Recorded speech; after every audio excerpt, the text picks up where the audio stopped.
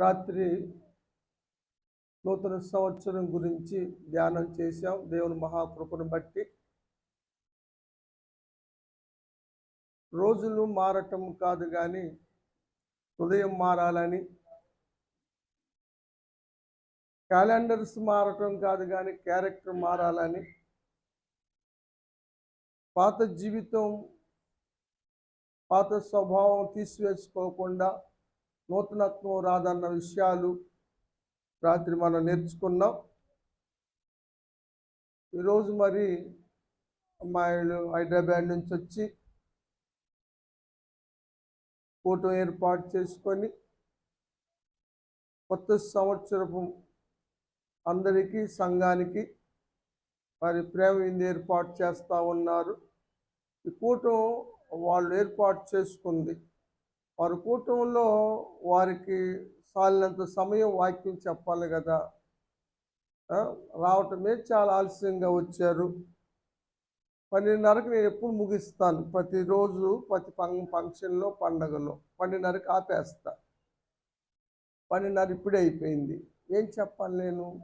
కూటం పెట్టుకున్న వాళ్ళు మరి అంత దూరం హైదరాబాద్ నుంచి వచ్చింది ఎందుకు చెప్పండి?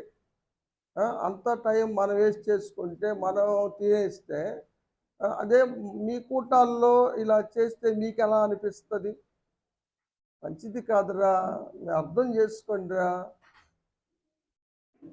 మేలు చేసిన వారికి మేలు చేయబడుతుంది. అలాంటి వారికి దేవుడు బహుమానాలు ఇస్తాడు అన్న అంశాన్ని ఈరోజు నేను చెప్పబోతా ఉన్నాను. 2024 సంవత్సరం అంతా కూడా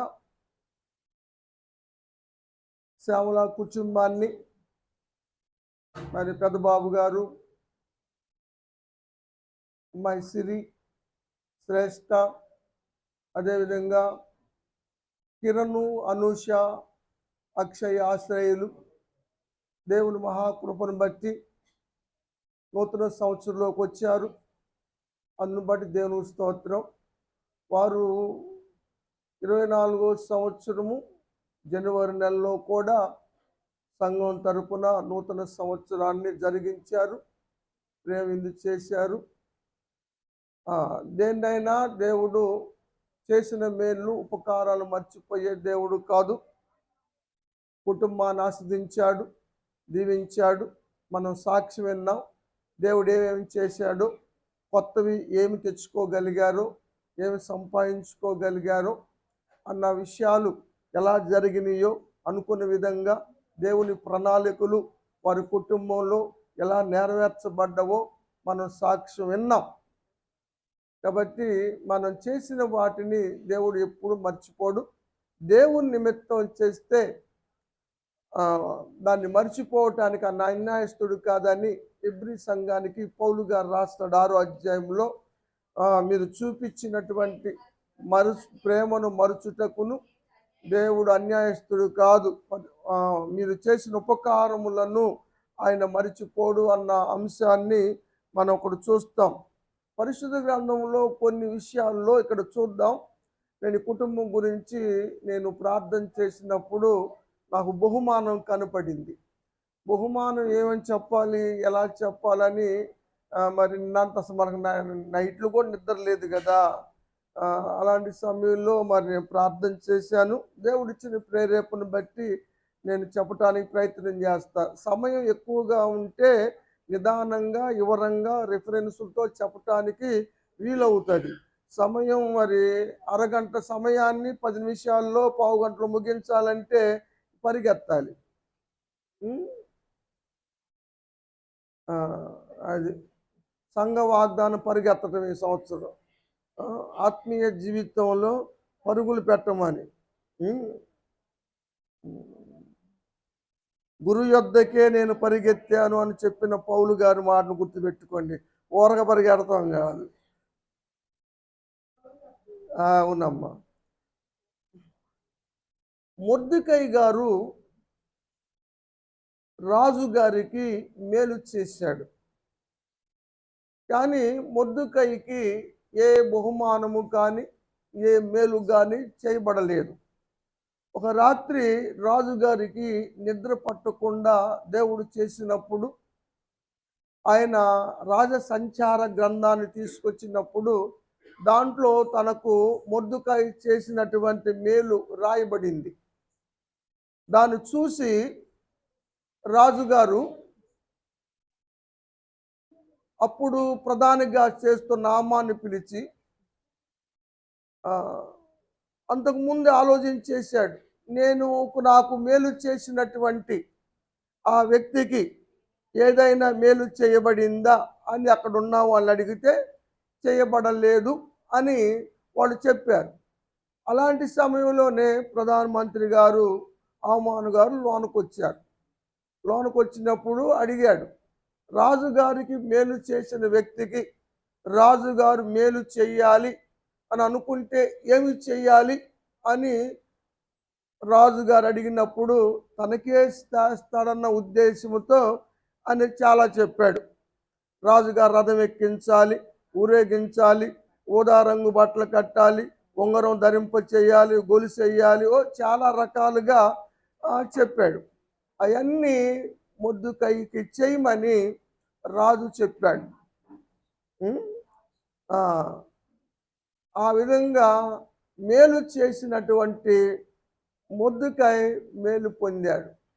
కాబట్టి మనం మేలు చేస్తే వాక్యం చెబుతుంది, మేలు చేయండి, మేలు పొందండి. కాబట్టి మేలు చేద్దాం ఈ సంవత్సరం అంతా కూడా. అమ్మాయిలు పోయిన సంవత్సరం మేలు చేశారు, మనందరికీ విందు చేశారు ఖర్చు పెట్టుకొని. ఈ సంవత్సరం మరి 2024 సంవత్సరం అంతా వాళ్ళకి మేలు జరిగిందా జరగలేదా? దేవునికి స్తోత్రం. ఈ సంవత్సరం కూడా వారు చేస్తున్నారు. ఈ సంవత్సరం కూడా వాళ్ళకి మేలు జరుగును గాక. దేవుడు చేస్తాడన్న విషయాన్ని చూద్దాం. ఎందుకంటే పారసీక మాదీయ దేశాల చట్టాలు అలాంటివి మార్చజాలని శాసనాలు కూడా మార్చారు. నేను చెప్పింది 6వ అధ్యాయం చెప్పాను. 8వ అధ్యాయంలో ఒక మాట చూద్దాం. 8వ అధ్యాయం 15వ వచనం.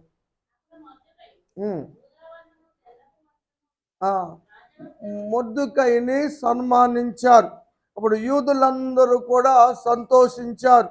ఏమిటంటే మరణ శాసనము రద్దు చేయబడింది, వారికి క్షేమము కలిగింది గనుక వారు కానుకలు పంచుకున్నారు, బహుమానాలు ఇచ్చుకున్నారు, విందులు కూడా చేశారు. కాబట్టి ఈ కుటుంబానికి కూడా మేలు జరిగింది. అమ్మాయి నుంచి అమెరికా నుంచి క్షేమంగా వచ్చింది. మరి సిరి కుటుంబంలో కూడా దేవుడు గొప్ప కార్యాలు చేశాడు. మరి స్వస్థతలు ఇచ్చాడు. మరి కావాలనుకున్నాయి వాడు తీసుకున్నారు. క్షేమస్థితిని దేవుడు అందరికి ఇచ్చాడు. పెద్దబాబు గారు రక్షణ తీసుకున్నాడు. అమ్మాయి సాక్ష్యం చెప్పింది మనం విన్నాం ఉదయకాల సమయంలో. కాబట్టి మరి ఇవన్నీ కూడా జరగటానికి కారణము మీరు చేసిన మేలు. దేవుని నిమిత్తం చేసేది ఏది వ్యర్థము కాదు అన్న సత్యాన్ని ఇక్కడ మనం చూస్తూ ఉన్నాం. అందుకని వీరు కూడా మరి జనవరి 1లో మరి నూతన సంవత్సరం విందుని వారు ఏర్పాటు చేస్తూ ఉన్నారు. దేవుడు ఆ విధంగా ఈ కుటుంబానికి కూడా మేలు జరిగించునుగాక. తనకి కొన్ని సమస్యలు ఉన్నాయి. రాణిగారు ఆమె ఎంతో మేధావి అయినా ఆమె కొన్ని ప్రశ్నలకి ఆన్సర్ దొరకటం లేదు. ఆమెకున్న సమస్యలకు పరిష్కారం దొరకటం లేదు.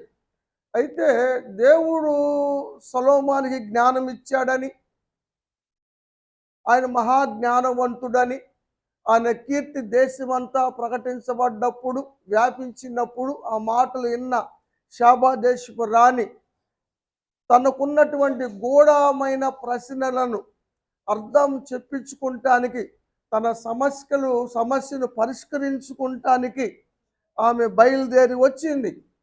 సొలొమోను అడిగింది.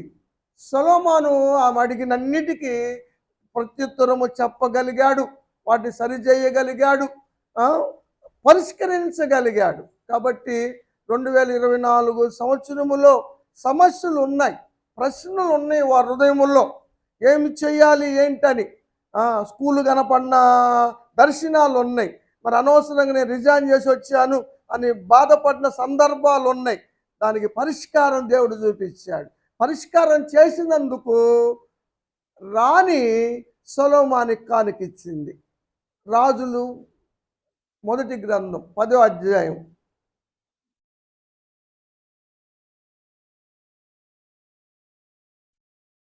ఏమ్మా 10వ వచనం చదువురా. రాజునకు 240 మణుగుల బంగారము, బహు విస్తారమైన గంధవర్గము, రత్నాలు ఇవన్నీ కూడా ఇచ్చింది. దేనికంటే తన ప్రశ్నలకు జవాబు దొరికింది. తన జీవితానికి ఒక మార్గం దొరికింది. సమస్య పరిష్కరించబడింది. ఇక్కడ సమస్య పరిష్కరించబడింది, అక్కడ సమస్య కూడా తొలగిపోయింది. మరి దేవుడు గొప్ప కార్యాలు చేశాడు. కాబట్టి మనం దేవుని నిమిత్తం ఏది చేసినా వ్యర్థము కాదని మీరు గమనించాలి. దావీదు గారికి ఒక ఫ్రెండ్ ఉన్నాడు. ఆయన తూరు రాజు హీరాము గారు. అయితే దావీదు తర్వాత సొలొమోను రాజ్యానికి వచ్చాడని, సొలొమోను దేవునికి మందిరం కట్టబోతున్నాడన్న సంగతి తెలిసి వర్తమానం పంపాడు. ఆయన మందిరానికి కావలసినటువంటి దేవదారు మానులను, చాలా విస్తారముగా గంధవర్గములను, చాలా కాస్ట్లీవి పంపించినట్టుగా మనం చూస్తాం. దానికి సొలొమోను సంతోషపడి ఒక 20 పట్టణాలని హీరాము రాజుకి కానుకగా ఇచ్చాడు. ఇచ్చినప్పుడు అవి హీరాము గారికి నచ్చలేదు. ఇవి ఏమాత్రము నిష్ప్రయోజనము కాబూల్ అన్నాడు. అయినా కూడా ఆయన కూడా సొలొమోనుకి 240 మణుగుల బంగారాన్ని ఇచ్చాడు. కాబట్టి ఈ విధంగా మేలు చేసిన వాళ్ళకి మేలు చేసుకోవటం అన్నది ఆనవాయితీగా ఇశ్రాయేల్ జీవితాల్లో కనబడుతున్న సత్యాలు. నిష్ప్రయోజనము అనుకున్న ఆ స్థలం, ఆ పట్టణం ప్రయోజనకరంగా మారింది. ఆ పట్టణాల్లో సృష్టికర్త అయిన దేవుడే మానవుడిగా జన్మించాడు. సొలొమోను ఇచ్చిన 20 పట్టణాల్లో బెత్లెహేము ఉంది. దేవునికి స్తోత్రం. నిజంగా దేవుడు నిష్ప్రయోజనము, వేస్ట్ అనుకున్న వాటిని దేవుడు ప్రయోజనంగా మారుస్తాడు. ఈ కుటుంబంలో ఏది నిష్ప్రయోజనం అనుకున్నా సరే దేవుడు వాటిని ప్రయోజనంగా ఈ సంవత్సరం మార్చును గాక. దేవుడు చేస్తాడు ఏదైనా. కాబట్టి మనం దేవుని పనులు మనం చేస్తూ ఉంటే దేవుడు తప్పనిసరిగా పని చేస్తాడు. అంత మాత్రమే కాకుండా కీసు కుమారుడు సౌలు, వారు గాడిదలు కాసుకుంటూ ఉంటారు. గాడిదలు తప్పిపోయినాయి. వాటి ఎతుకుతూ బయలుదేరారు. గాడిదలు జాడ తెలియలేదు. అప్పుడు ఎంక్వైరీ చేస్తే ఈ ప్రాంతంలో ఒక దైవజనుడు ఉన్నాడు, ఆయన దీర్ఘదర్శి, ఆయన ఏదైనా చెప్పగలడు అని వారు చెప్పుకున్నప్పుడు సౌలు అడిగాడు పనివాడిని, మరి మనము ఆయన చేత మార్గము చెప్పించుకున్న, ఆయన నిమిత్తం ఆయన కోసం ప్రార్థన చేయించుకున్న, మనం ఉచితంగా చేసుకోకూడదు కదా. ఈరోజు వంట చేస్తున్న ఆయన, అయ్యగారు నాకు ప్రార్థన చేయవా అని అడిగాడు. ఎందుకయ్యా అంటే, మా పిల్లలు 10th క్లాస్ చదువుతున్నాడు, చిన్న అబ్బాయి, పెద్ద అబ్బాయి ఇంటర్మీడియట్ ఫస్ట్ ఇయర్ చదువుతున్నాడు అన్నాడు. సరే నేను మంచిగా ప్రార్థన చేశాను వాళ్ళకి. మనం ఎప్పుడైనా అందరికి ప్రార్థన చేస్తాం కనుక ప్రార్థన చేసి వస్తూ ఉంటే అయ్యగారు వెళ్ళమాకండి అన్నాడు. ఏందమ్మా అంటే కానుక ఇయ్యాలన్నాడు. అదే లేదులే అయ్యా, అవసరం లేదులే, నేను ప్రార్థన చేయమన్నా చేశాను, అవసరం లేదంటే నీకు అవసరం లేదేమో కానీ నాకు అవసరం అన్నాడు. నీకేం అవసరం అయ్యా అంటే ఉచితంగా చేసుకుంటే అది పారదయ్య గారు, నీకు తెలియదేమో అన్నాడు. నాకు తెలియలే. ఇక పొద్దునే నిజంగా మార్గము తెలియచేసినందుకు మనం ఏమిద్దాం, మన దగ్గర ఎంత ఉంది, మనం ఇప్పుడు దాకా తిరిగాం కదా, మరి ఏముందంటే ఒక పావుతులము వెండి ఉంది, మనం చెప్పించుకొని అది ఇద్దామని అప్పుడు సమూయేలు దగ్గరకు వచ్చి మార్గాన్ని చెప్పించుకున్నారు. మార్గము తెలియచేసిన దైవజనునికి, ప్రార్థన చేసిన దైవజనునికి వృధాగా చేయించుకోవటం ఆశీర్వాదకరం కాదు. కాబట్టి వారికి కూడా ఇవ్వటం అన్నది మేలు ప్రయోజనం అన్న సత్యము ఇక్కడ కనబడతా ఉంది. అది ఆనాటి కాలములో సౌలు రాజు చెప్పాడు. మనం చూస్తూ ఉన్నాం. మరి బిడ్డలు ఇక్కడ లేకపోయినా హైదరాబాదులో ఉన్నా కూడా ప్రతి విషయంలో కూడా ప్రార్థన చేస్తాను నేను. మరి ఫాస్టింగ్ డేస్లో అమ్మాయిలు ఫోన్ చేసి ప్రార్థన చేయించుకుంటారు. ఏదైనా తీసుకున్నా కొనుక్కున్నా ఏదన్నా కావాలన్నా తప్పనిసరి గారు ఇది చేయబోతున్నా మీరు వీలైతే రమ్మన్నారు. నేను హైదరాబాద్ వెళ్ళాల్సింది అమ్మాయిల ఇంటికి. ఆ రోజు అమ్మ నేను రాలేనురా అనుకున్నాము. అయినా వెళ్దామని అమ్మాయిని కువైట్ పంపించడానికి హైదరాబాద్ వెళ్ళినప్పుడు వెళ్దాం అనుకున్నాం. కుదరలేదు. డ్రైవర్ గారు ఇంకొక కిరాయి ఒప్పుకోవటం వల్ల అక్కడికి వెళ్ళి ఇటు రావడానికి ఇష్టపడలేదు. అందువల్ల వెళ్ళలేకపోయాం. అయినా నేను ప్రార్థన చేస్తానమ్మ పర్లేదని మళ్ళీ ప్రార్థన చేశాను. ఏదైనా కూడా ప్రతి విషయంలో కూడా వారు ప్రార్థనాపూర్వకంగా ఉంటారు. దగ్గరున్న వాళ్ళు చెప్పుకోకుండా ఊరు ప్రయాణాలు చేసి తిరిగి వస్తున్నా కూడా దూరంగా ఉన్న వాళ్ళు మాత్రం ప్రార్థన విలువ తెలుసు కాబట్టి ఏది కూడా ప్రార్థన చేసుకోకుండా ప్రయాణాలు చేయరు, పనులు చేయరు. కాబట్టి ప్రార్థన చేసి నాకు వారు చేయవలసిన దానికన్నా ఎక్కువగా చేస్తున్నారని నేను పులిమేటి మీద కూర్చొని చెప్తున్నాను. నేను నిజం. కాబట్టి అది మంచిది. కాబట్టి దేవుడు వాళ్ళకి ఎప్పటికీ మేలు చేస్తాడు. నేను ఆశించి చెప్పటం కాదు, నేను ఇప్పుడు ఆశించను, ఏది అడగను కూడా, మీ అందరికీ తెలుసు. కాబట్టి అమ్మాయిలు చేసిన దాన్ని బట్టి నేను చెబుతా ఉన్నా.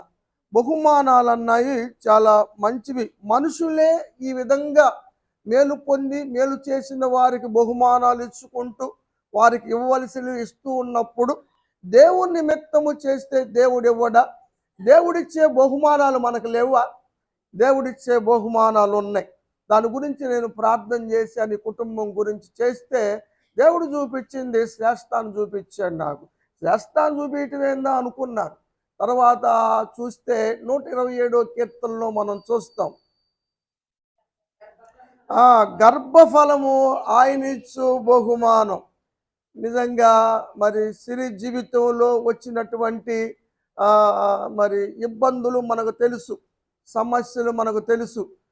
మరి తప్పని పరిస్థితుల్లో మరి వివాహము మనం జరగటం చేయటం జరిగింది మనకు తెలుసు. ఇవన్నీ మనకు తెలుసు. అది ఎందుకయ్యా ఈ విధంగా జరిగిందంటే సిరికి శ్రేష్టాన్ని ఇవ్వటానికి. దేవుడు శ్రేష్టాను సిరికి బహుమానంగా ఇచ్చాడు. దేవునికి స్తోత్రం. అంటే మా పిల్లల బహుమానం కాదని మీరు అడగొచ్చు. అయినా కూడా దేవుడిచ్చిన బహుమానాలే. కానీ ఆ బహుమానం ఎంత విలువైందో సిరికి తెలుసు. లేకపోతే ఆ అమ్మాయి లేకపోతే ఈ అమ్మాయి జీవితము ఒక సరైన విధంగా దైవికమైన మార్గములో ఇంత శ్రేష్టమైన జీవితంగా ఉండేది మాత్రం కాదని నేను చెప్పగలను. బిడ్డను చూసుకొని తన జీవితాన్ని కొనసాగించుకుంటూ ఇంకా వేరే ఆలోచన లేకుండా బిడ్డను పెంచుకుంటూ చదివించాలని, బిడ్డను ఒక ఉన్నతమైన స్థితికి తీసుకురావాలని మంచిగా జాబ్ చేసుకుంటూ ఎంత ప్రయాసపడుతుందో, మరి దేవుని మీద ఎంత ఆధారపడుతుందో మనకు తెలుసు. బిడ్డ అపార్ట్మెంట్లో మెట్ల మీద నుంచి కింద పడితే దెబ్బ తగిలిద్ది అనుకున్నారు. కానీ దేవుని మహాకృపను బట్టి ఏ దెబ్బ తగలకుండా దేవుడు కాపాడు. ఎన్ని దేవుడు చేసిన మేళ్ళు మనం చెప్తాం. కాబట్టి ఎంత ఇలువ కట్టగలం, ఎంత ఖర్చు పెట్టగలం ఆ బహుమానానికి. నిజంగా దేవుడు మనం ఖర్చు పెట్టే దానికి దేవుడు ఎంత విలువైనవి, ఎంత శ్రేష్టమైనవి ఇస్తాడో మన ఊహకు అందవు. ఎందుకంటే మనం ఊహించిన దానికన్నా అడిగిన వాటికన్నా అత్యధికంగా ఇచ్చే దేవుడు ఇచ్చాడు. దేవునికి స్తోత్రం. హల్లెలూయా. కాబట్టి దేవుడిచ్చే బహుమానాల గురించి మీకు నేను తెలియజేస్తా ఉన్నాను. రెండవది, జ్ఞాని అయినటువంటి ప్రసంగి గారు ఒక సత్యాన్ని తెలుసుకున్నాడు. ఆ సత్యం ఏంటో తెలుసా మీకు? అంతకుముందు అన్నాడు, అంతా వ్యర్థమే, సూర్యుని కింద ఉన్నదంతా వ్యర్థమే, మన ప్రయాసలు వ్యర్థమే అని తీర్మానం చేసుకున్నటువంటి ప్రసంగి గారు ఒక సత్యాన్ని ఒక విషయాన్ని తెలుసుకోగలిగాడు. ఏమిటో చెప్పగలరా మీరెవరన్నా? మానవ కోటికి విధి. Very good. అది 12వ అధ్యాయం నువ్వు చెప్పింది. నేను 12వ అధ్యాయం మొదట్లోదే అడుగుతున్నా. సరే, 13వ అధ్యాయం 3వ అధ్యాయం 13వ వచనం. ప్రతివాడు కూడా, ఎవరు? లోకంలో సూర్యుని కింద జీవించే ప్రతి మానవుడు కూడా, చదువమ్మ, తన కష్టార్జితం అన్నపానమును పుచ్చుకొనొచ్చు. తర్వాత తిందాం అనుకున్నాం ఇంద్ర అన్నపానమును పుచ్చుకొనొచ్చు. తన కష్టార్జితం వల్ల ఏమనిపించటం? సుఖం అనుభవించటం. దేవునికి స్తోత్రం. ఈ బహుమానం సిరికి ఇవ్వలేదని చెప్పండి నాకు. చెప్తారా?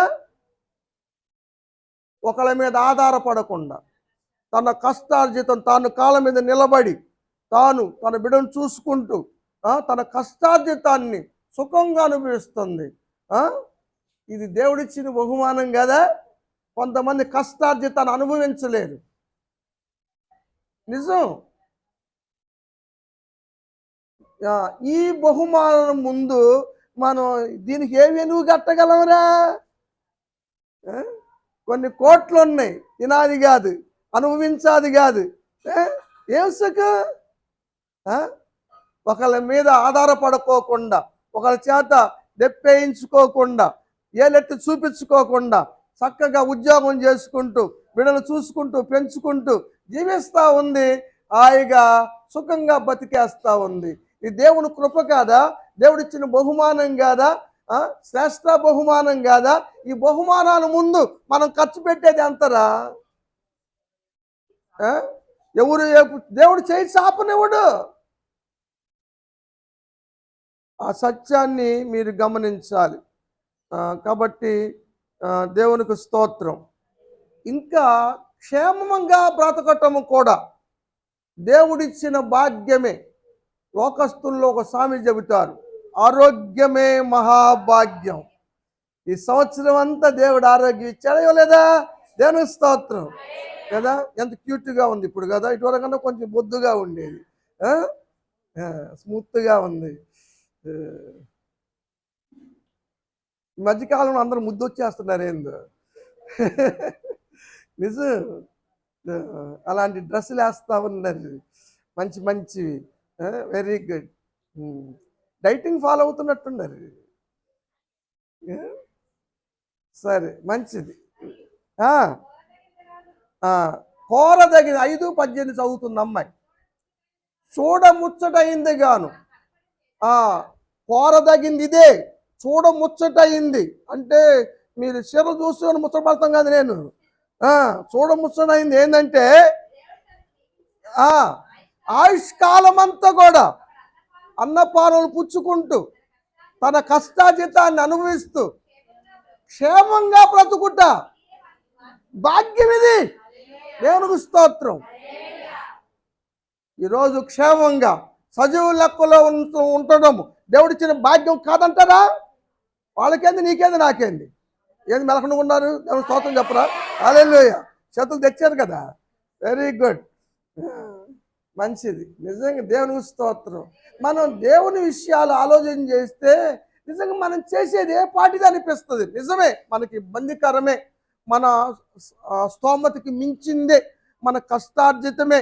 ఎందుకంటే ఇక్కడున్న వాళ్ళు చేయటానికే నానా తిప్పలు పడుతూ ఉన్నారు కదా. మరి ఇద్దరు స్త్రీలు నిలబడి చేయటము కొంచెం ఇబ్బందికరమే. అయినప్పటికీ వారు అంత దూరం నుంచి వచ్చి మరి ఇల్లు శుభ్రం చేసుకొని మరి ఇవన్నీ ఏర్పాటు చేసుకొని సరుకులు తీసుకొచ్చుకొని ఇదంతా చేయటము కష్టమైన పనే. కానీ వారు ఇష్టంగా చేస్తున్నారు, ఆసక్తిగా చేస్తున్నారు. కష్టమైన ఇష్టంగా చేయి, నీకు ఫలితం ఎలా ఉంటుందో నువ్వు చూస్తావు. కాదంటారా? అవునంటారా? అంటే 10 అంటారా అంటారా అన్నట్టు ఉందా? మరి ఏం చెప్పలేరా? దేవునికి స్తోత్రం. మా చిన్న వీళ్ళు మాత్రం భలే ఎట్టుకుంటుంది. వెరీ గుడ్, దేవునికి స్తోత్రం. నిజమే. ఉమ్. ఆ, రోమాపత్రిక 8వ అధ్యాయం 32వ వచనం.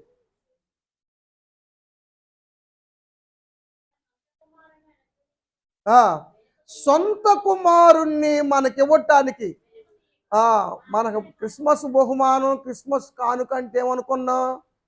యేసయ్యే మనకు కానుక కదా. తండ్రి తన కుమారుని మనకు కానుకగా ఇచ్చాడు. కుమారుడు అనుగ్రహించబడెను అని యెషయా ప్రవచనం మనం విన్నాం కదా. శిశువు పుట్టెను అనుకున్నాం కదా. కుమారుడు పుట్టమే మనకు వచ్చే కానుక కదా. దేవుడు ఇవ్వబోతున్నాడు కుమారుడిని. దేవునికి స్తోత్రం. హల్లెలూయా. ఎవరికి ఇస్తాడో వాళ్ళకి తెలుసు. హల్లెలూయా. దేవునికి స్తోత్రం. వెనక తీశాడా? ఇబ్బంది అనుకున్నాడా? కష్టం అనుకున్నాడా? లేదులే ఆపేద్దామని అనుకున్నాడా? లేదు లేదు, మనందరి కొరకు. కాబట్టి వాళ్ళు కూడా ఇబ్బంది అనుకోకుండా మనందరి కొరకు విందు ఏర్పాటు చేశారు. దేవునికి స్తోత్రం. యేసయ్య తన శరీరాన్ని మనందరి కోసం విందు చేస్తే వీళ్ళు శారీరకంగా మనందరి కొరకు విందు చేశారు. వెనక తీయలేదు వాళ్ళు ఖర్చుకి కదా. అది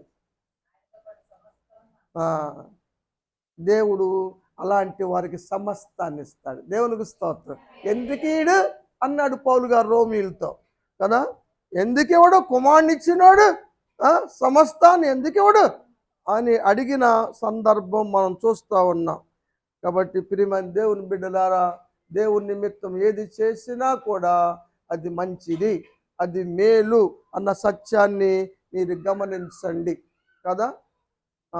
మోషే గారు దేవుని విషయాల్లో మంచి నిర్ణయం తీసుకుంటానికి గల కారణం ఏమిటో ఒకసారి చెప్తా. 5 నిమిషాలను ముగిచ్చేస్తా, టైం అవుతుంది కాబట్టి. హెబ్రీ పత్రిక 11వ అధ్యాయము 24వ వచనం. మోషే పెద్దోడయ్యాడు, సకల విద్యల్లో ప్రావీణ్యుడయ్యాడు, ఆలోచించేశాడు. ధనమా దైవమా అన్నట్టుగా. ఈ సినిమా టైటిల్ కాదు, ఆయన అనుకున్న ఉద్దేశం. ఐగుప్తు ధనమా క్రీస్తు ఇష్టమైన నిందల అని అనుకున్నాడు. ఈ భోగాలన్నీ ఈ అల్పకాలికమే, ఈ సుఖాలన్నీ అల్పకాలికమే, తాత్కాలికమే, అల్పమే. ఈ అనుభవించటం కన్నా దేవుని ప్రజలతో ఇబ్బంది అయినా పడటం మేలు యోచించాడు. ఎందుకని ఇంత నిర్ణయం తీసుకున్నాడు? ఇంత గొప్ప నిర్ణయం చేసుకుని తెలియలేక ఆయన సకల శాస్త్రాలు ప్రావీణుడయ్యాడు, నేర్పరయ్యాడు. మరి ఎందుకని ఇంత సిల్లీగా తీసుకున్నాడు అనుకుంటున్నారు కదా మీరు. కానీ ఆయన దృష్టి ఎక్కడుందో తెలుసా? పొందబోయే బహుమానం ముందుంది. నిజంగా అది ఎంత విలువైందో మీకు తెలియటం లేదు. దేవుడు ఈ కుటుంబానికి పొందబోయే బహుమానం ఎంత గొప్పదో మీకు తెలియదు, వాళ్ళకి తెలియదు. దేవుడిచ్చును గాక, దేవుడిస్తాడు. నిజంగా మనం పొందబోయే బహుమానాలు ఎంత గొప్పవో, ఎంత ఉన్నతమైనవో అన్న విషయాలు మనం చూస్తూ ఉన్నాం. యెషయా గ్రంథం 40వ అధ్యాయం 10వ వచనం లాస్ట్. ఆయన ఇచ్చు బహుమానము దేవుని దగ్గర ఉంది కదా. నీకు కనపడతలేదు కదా. మోషేకు కనపడిందా? కనపడలా. అయినా ద్రోహులారని కనాను దేశం పోగొట్టుకున్నా దేవుడు తీసుకొచ్చి మహిమలో చేర్చుకున్నాడు. అది ఎంత గొప్ప బహుమానం. నేను అనుకున్నాను, మోషే ఐగుప్తు దేశం నుంచి బయలుదేరినప్పుడు అక్కడ మెరీబా జలముల దగ్గర గొడవ అయింది కదా. బండతో మాట్లాడమంటే బండను కొట్టాడు కదా. ఆ బండ క్రీస్తే కదా. దేవుడు అన్నాడు, మీరు నన్ను సన్మానించినట్టుగా మీరు చేశారు కాబట్టి మీరు వాగ్దాన భూమికి చేరన్నాడు కదా. నువ్వు చూడటం వరకే కానీ చేరటం లేదన్నాడు. కానీ దేవుడు చేర్చుకున్నాడు. దేవునికి స్తోత్రం. ఇది ఎంత గొప్ప బహుమానం అంటారు. మహిమలో చేర్చుకున్నాడు. నిర్గమం గురించి మాట్లాడటానికి మోషే గారు యేసుప్రభు దగ్గరికి వచ్చారు, రూపాంతరపు కొండ మీదకి. ఎంత గొప్ప ధన్యత అండి, ఎంత గొప్ప బహుమానం అది. ఊహించగలరా? భూ సంబంధం అని వాటిని పెట్టే తెలుసుకోగలుగుతావురా? దేవుడిచ్చే బహుమానం దేవుని దగ్గర ఉంది, రెడీగానే ఉంది. గతంలో చెప్పాను కొన్ని సందర్భాల్లో, అమ్మా దేవుడు మీకు బహుమానాలు రెడీ చేసి పెట్టారు. నాకు పెట్టెలు కూడా కనపడ్డాయి, పెట్టెల మీద పేర్లు కూడా కనపడ్డాయి.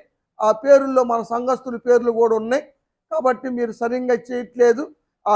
అది దేవుడు ఇవ్వటానికి రెడీగా ఉన్నాడు, కానీ పొందుకుంటానికి నువ్వు రెడీగా లేవు. కాబట్టి మీరు మార్చుకోండి అని చెప్పినప్పుడు కొందరు మార్చుకున్నారు, ఆ బహుమానాలు పొందుకున్నారు, సాక్ష్యం కూడా చెప్పారు. దేవునికి స్తోత్రం. ఇప్పుడు వీళ్ళకి కూడా బహుమానం రెడీ చేయబడి ఉంది. దేవునికి స్తోత్రం. పొందుకునే ధన్యత భాగ్యము దేవుడు వారికి ఇచ్చును గాక. దేవుడు ఇస్తాడన్న వాగ్దానం చెబుతా ఉన్నాను. ఏమ్మా 11 కూడా చదువుతారా? ఆయన గొర్రెలను ఏ విధంగా కాపరిగా ఉండి మేపుతాడో ఆ విధంగా మేపుతాడు. ఇది ఒక గొర్రెను ఏ విధంగా జాగ్రత్త తీసుకుంటాడో, కాపుదల ఇస్తాడో ఆ విధంగా ఈ కుటుంబాన్ని దేవుడు కాపాడబోతున్నాడు. కాపాడునుగాక. ఈ కుటుంబానికి దేవుడే కాపరిగా ఉండునుగాక. మాకు కాపరి లేడు అనుకోవద్దురు, మా కాపరి ఎక్కడ ఉన్నాడు అనుకోవద్దురు. అసలు పెద్ద కాపరి వచ్చేసాడు కదా, ఆయనే కాపరిగా ఉంటున్నాడు. ఆయన ఎలా పెంచుతాడు? శ్రేష్టాన్ని మీరు రొమ్మును ఆనుకొని ఎత్తెత్తుకొని పెంచుతున్నాడు. ఆ విధంగా ముదిమి వచ్చు వరకు కూడా, తల ఏదైనా ఎంట్రుక నలిగే వరకు కూడా ఎత్తుకొని కాపాడే కాపరి నీకు ఉన్నాడు. ఎంత గొప్ప ధన్యత అండి, ఎంత గొప్ప భాగ్యము. ఇది దేవుని నిమిత్తము చేసేవారికి దేవుడు చేసే బహుమానాలు, ఇవ్వబోయే బహుమానాలని దేవుని యొక్క వాక్యంలో మనం చూస్తాం. 62వ అధ్యాయం 11వ వచనంలో కూడా ఉంది ఈ మాట, మనం చూస్తాం.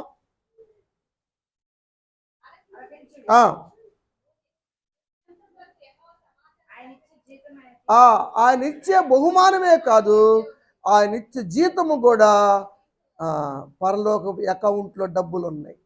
మీకున్నాయా?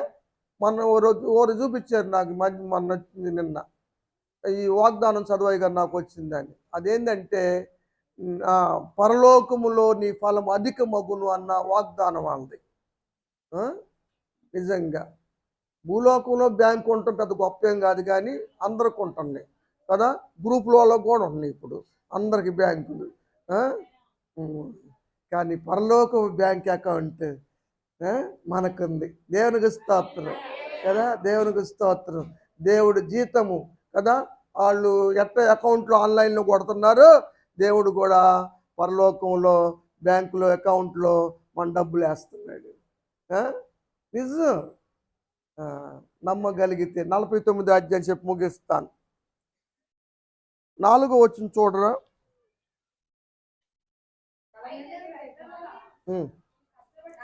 చాలా మంది ఏమనుకుంటారంటే ఇది వ్యర్థము, ఇది చేయటం దండగా, ఇది వ్యర్థము, ఇది హోప్లెస్, యూజ్లెస్ అంటారు, అనుకుంటారు, వ్యర్థం అనుకుంటారు.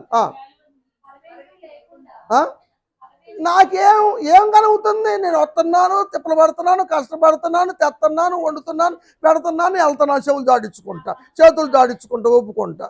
ఏంటి నాకు ప్రయోజనం?